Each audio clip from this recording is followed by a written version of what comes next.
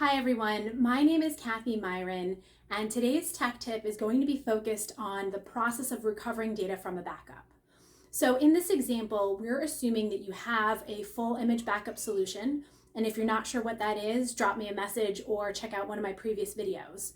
But that full image backup is taking a snapshot of everything on your machine, so your documents, your applications, your databases, and your operating system, and storing that in a cloud repository.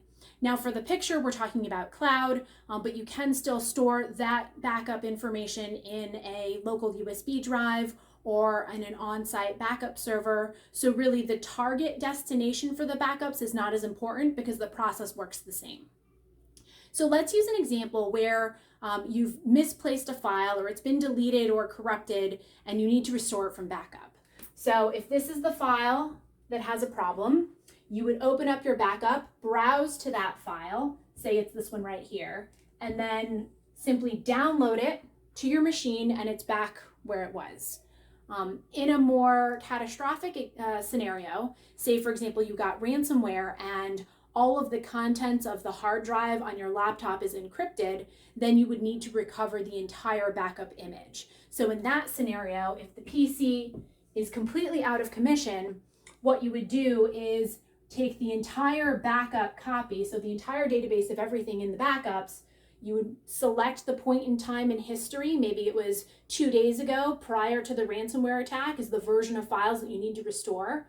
And you would be able to, again, download that data and boot the computer from the backup image. So it's a really helpful way if the entire hard drive has been corrupted to essentially rebuild it, but not from scratch where you're installing Windows for the first time like it was a brand new computer, but rather you're installing Windows from the backup image. So by the time the computer boots up, it has not just the Windows operating system, but all of your data, files, and programs in the exact same place.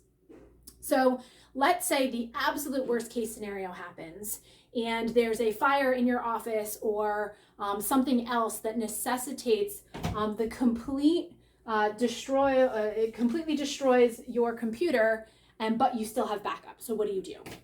So in this scenario, you can take your backup image and do one of two things with it.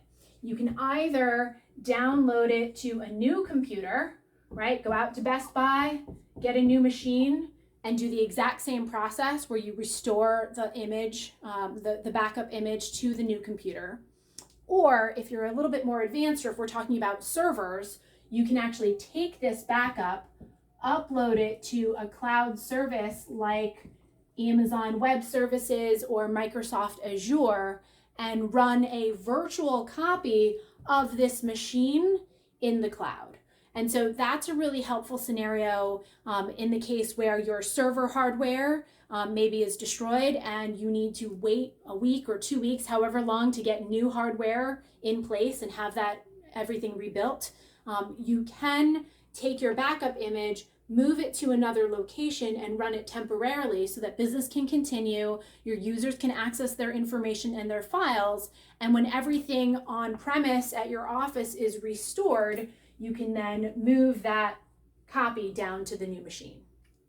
So I hope that this was helpful as a conceptual explanation as to the various options you have for how to recover data from a backup.